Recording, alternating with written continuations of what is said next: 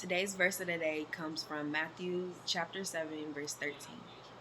Enter by the narrow gate, for the gate that is wide and the way that is easy, it leads to destruction, and those who enter it are by the many.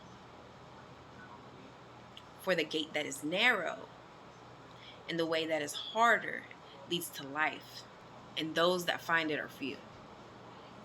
So what he's saying that there's two gates, and everybody is gonna, the vast majority, everybody's gonna go to the easy gate that's wide and it looks good and it's pretty and it's very attractive. Now it ain't gonna look like this. You ain't gonna see all the flames and the horns and the little demons flying around at the end of your destination by trying to go down this gate. If everybody could see that, then they probably would be like, okay, well, that's the bad gate, ain't gonna go through it. No, it's gonna look good and it's gonna be attracting to your eye so that you go this way. But if it's not of God, then it's of the devil. Don't get bamboozled. Don't fall into the trap. And that's why Jesus is trying to tell us, don't go this way. This is not the way. It is a wolf in sheep's clothing. That's the way of the world. And the way of the world tells us, oh, YOLO, do what you want to do what feels good, do what feels good, because you only get one life, so you might as well just do everything that you want to do. You,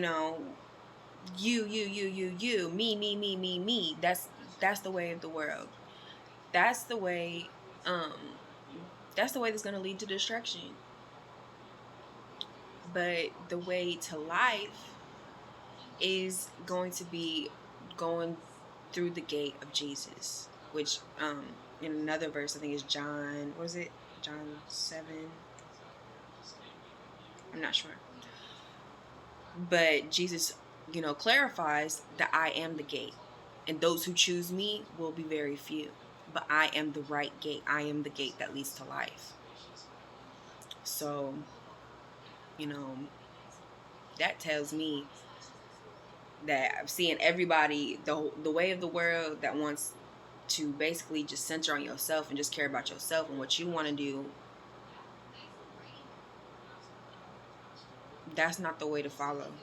The way to follow is to follow Jesus. It's easier to just, want to do whatever it is that you want to do, to fall into your temptations and to do things even that feel good, even if they're not good for you. It's easier to do that than it is to be like, no, I'm not going to choose that. Instead, I'm going to choose God. And so even though it's harder, to try to follow things and try to do things within structure and of having discernment about things, it's harder to do that because it will go against what, like, it's gonna feel foreign. Like, it's not gonna be like, okay, well, I don't want to do this, it don't feel good to me to do this, but ultimately it's for your betterment. Sometimes you don't feel like wanting to get up and pray or read the Bible or to speak life and truth when the lies be feeling good, or it just feels like they're right.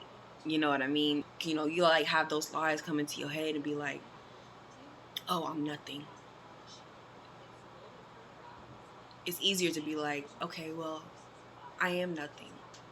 Sometimes it's harder to be like, oh, I'm nothing.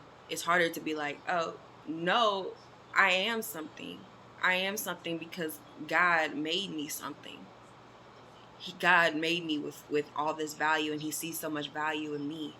So I'm not going to listen to this that says, oh, I'm nothing. It's harder to do that. But that is the way to life. I hope this makes sense. You know what I mean? Like, this probably be for people who have to deal with like little voices that try to come say little things. But yeah, choose Jesus. Get up and pray when you don't feel like it, and you will feel better afterwards. Ultimately, it will come into betterment for you. Choose the way of life. Choose the way of God, even though it might be harder or it might take longer, or you know what I mean? Like, it just may not just feel as good because you're not doing things that everybody else is doing. But don't do what everyone else is doing, because everyone else is leading to destruction. And they're going to lead you to destruction too if you want to follow the world. Follow Jesus, not the world. Choose the narrow path. That's ultimately what I'm trying to say.